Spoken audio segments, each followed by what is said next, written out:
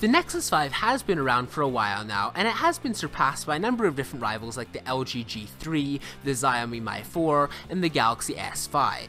But Google has been working on an updated Nexus 6 smartphone that will debut sometime in 2014, so in this video, I'm just taking a closer look at what we can expect to see in the upcoming phone, from its specs, to its features, to its release date, to its price. So with that said, let's just go ahead and get started. Now just so you know, I will be calling Google's upcoming smartphone the Nexus 6 in this video, although there is a possibility that Google will actually call it the Nexus 5 2014.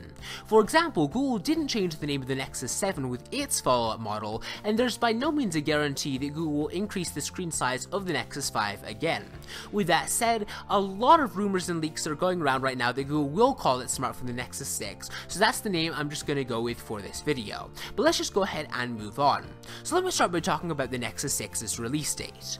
We've all heard the phrase history repeats itself, and in the tech world, that's actually true a lot of the time.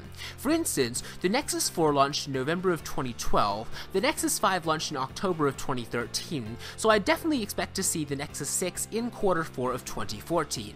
Google has been keeping to a pretty much a yearly release cycle like a lot of companies do for phones, and that does make sense. I mean, it gives people a chance to enjoy their phone, but then it also gives Google a chance to be updating it in the meantime and have a pretty new killer flagship phone when it does release in Q4 of 2014.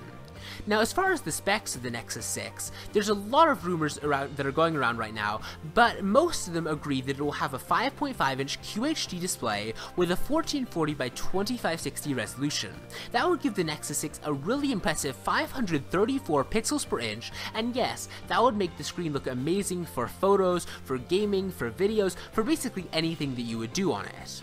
Now, also, some rumors have suggested that the Nexus 6 will have an octa-core MediaTek processor, although that could change at the last minute depending on who Google decides to go with, but it probably will be 64-bit no matter what, and the Nexus 6 should have a fingerprint scanner and also be IP67 certified, dust-proof, and water-resistant like Samsung's Galaxy S5.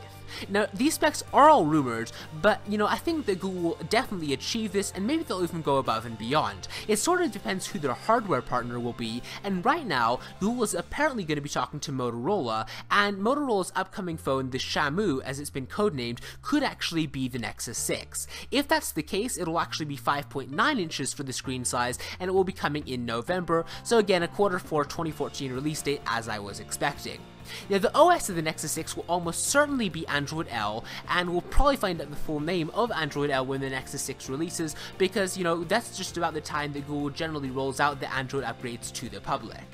Now, the Nexus 6 could be a really amazing smartphone when it does come out, and I'm definitely very excited for it. The Nexus 5's killer feature was its price, $349 unlocked for the 16GB model, and I definitely think that Google will keep to this price point for the Nexus 6.